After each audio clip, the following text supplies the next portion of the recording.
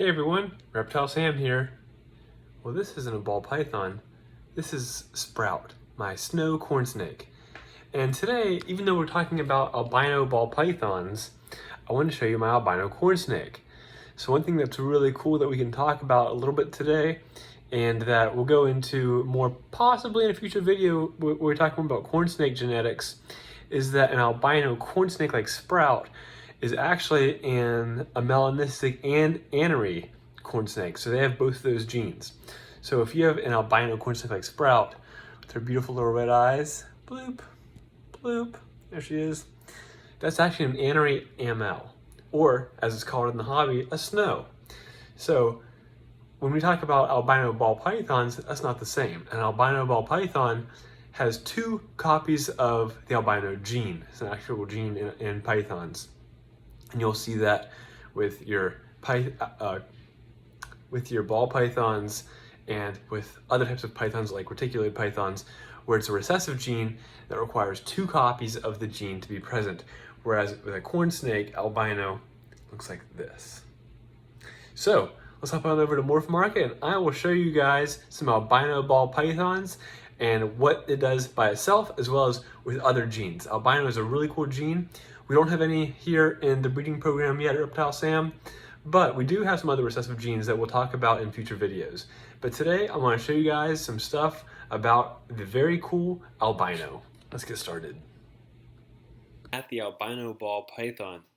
So one thing about albino, as well as some other genes we'll look at down the line, including two that I'm working with clown and pied, is that they are recessive genes.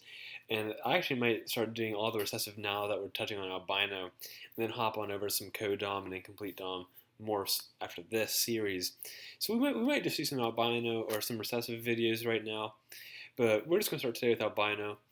And one thing that's really neat about the albino gene is that you can mix it with other morphs and it'll take that morph and turn it albino. So you get these really beautiful yellows and whites with a red-eyed snake.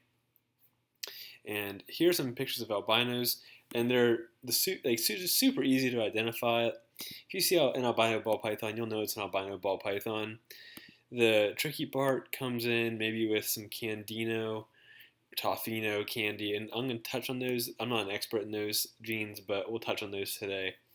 And so it's a super notable, super basic, very easy to see. Some people say that they have photophobia, fear, like sensitivity to light,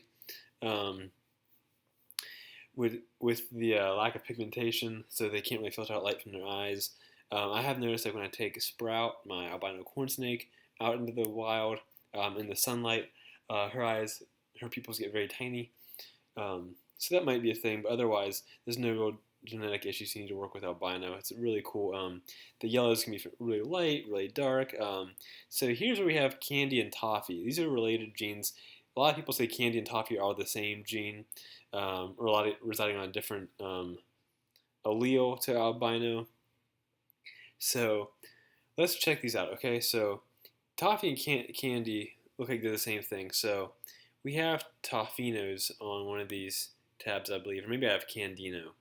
And so Candino and Toffino, yes, this is Candino, basically the same thing as Toffino.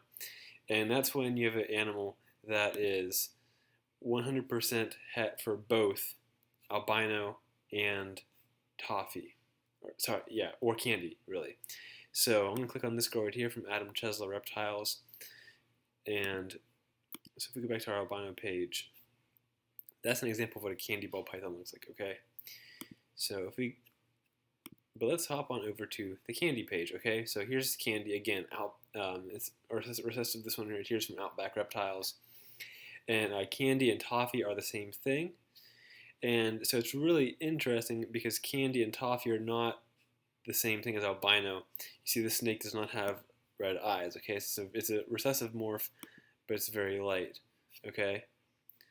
And it's really interesting when you see these animals that are Candino or Toffino, which are animals that have 100% het for albino and 100% het for Candy, but they still look like they are albino, okay? So keep an eye out for that. So here's a Candino. Again, it looks like an albino, kind of. It's not solid white, so it almost looks like a banana, but it's almost het for albino and het for candy. So if you paired this snake up to a normal male, all the babies would simply be 50% het albino and 50% het candy, meaning that there's a 50% chance that those babies would have one or either or both of those genetics. So it's a really interesting way to get that really cool look is by having an animal that's het for albino and het for either candy or toffee. Again, candy and toffee are basically the same gene, kind of like banana and coral glow are basically the same gene. Okay, so you have candy right here. Check it out. It's almost like pinkish purple hues to it. Very pretty animal. Not one I plan to work with, but really pretty gene. Candino kind of lightens it up because you get that albino influence. But normally, het albino is not going to have any influence on the appearance of the snake. And then you have your albinos, which have a lot more white with red eyes. And they can be from this pale yellowish color all the way up to like very bright yellows, like in this guy right here. And one thing, again, that's really cool about albino is you can have an albino cinnamon, you can have albino black pastel, you can have albino leopards. So albino is great to pair up with pattern-altering morphs, more so than color-altering morphs. I think albino GHI are really beautiful animals. Albino clown. So let's check out something that's really neat. Check out this. This is the only one available on Morph Market. This is an albino super black pastel. So we covered black pastel in a video series already.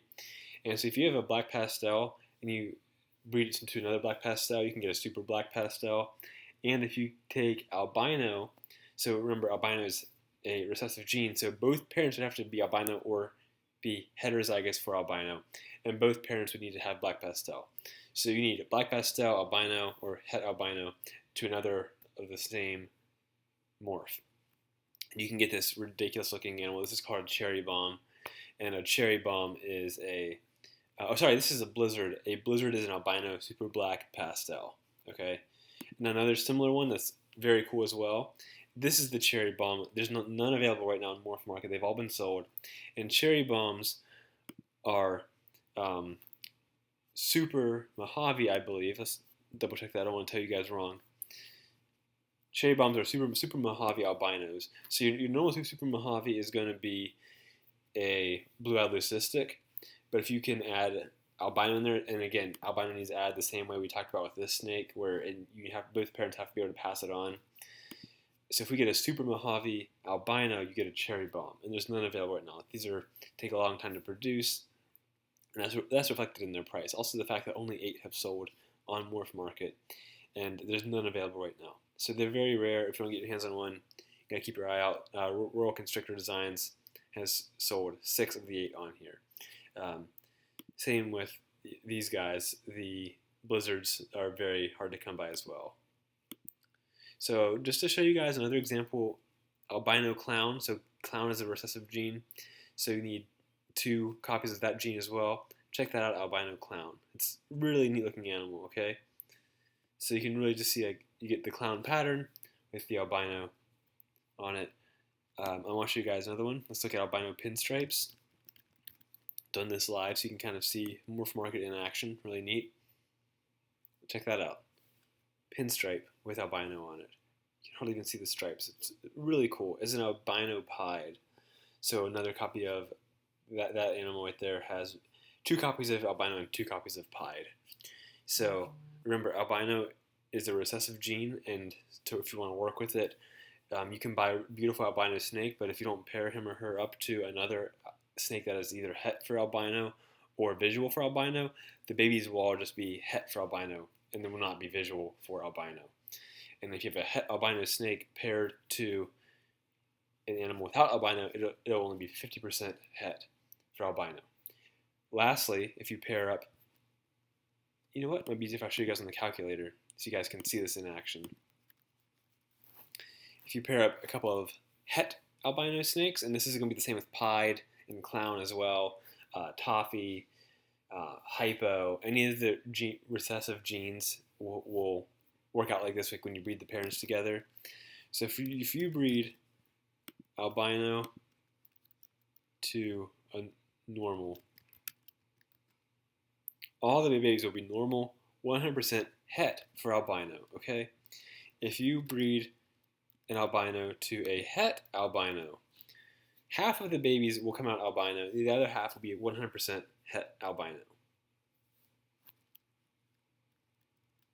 If you breed two albinos together, you will have, whoops, let's get rid of some of these, just to clarify it. Albino to albino, all the babies will look albino. Now what happens if we say het albino to a normal? Well, all the babies will be 50% possible het. That means unless you use a testing service like Reptile Genetics, you will be able to sell those babies as 50% possible het albino, because you won't be able to know if they did gain the albino gene as a heterozygous form until that animal is an adult and is breeding. Okay, and that's going to be the same with pied, clown, hypo, any of the other recessive genes as well. And now this is where it gets a little trickier. If you have two het albino snakes, 25% will take that visual albino, and 75% will be 66% possible het for albino. So that means if you have a clutch of 8 eggs, gauging on just pure probability alone, 6 of them would look like normals and 2 of them would be albino. Of those 6 normal-looking babies, 4 of them likely would carry the albino gene, but you wouldn't know which ones because they would all look normal. There'd be a 66% chance that they received the albino gene. So you would be able to sell those babies as 66% possible het albino. So there's a good chance they have it, but you can't guarantee it, because there's a 33% chance that that baby did not get the albino gene from the 2 het albino parents. Now again, if that one parent is albino, the other one is het albino, those babies that look normal will be 100% het albino. Okay, so that's how albino and other recessive genes work with ball pythons. And yes, if we say you don't see this marketed this way very often, but I'm not even sure if I can do this with the calculator on here. Yeah, it's not working this way. But if you have 2 animals that are both 50% het albino and they don't produce any albino babies for you, they're probably not going to be het for albino. Now you can try to get in the following year and see if you get them, but the likelihood is that neither of them proved out for albino. Or you might not get any, because if they're both het for albino and you breed them and you don't get any albinos, one of them still might have albino, but the other one might not. So you're going to need to pair that animal up to a albino or a proven het albino to see if either of them do carry those genes. I know it can be a little bit tricky working with recessives. It can be a lot easier just working with some codoms or incomplete doms or dominant genes, but it's a really cool possible outcome for you. And I'd love to get some albino into the breeding program here at Reptile Sam.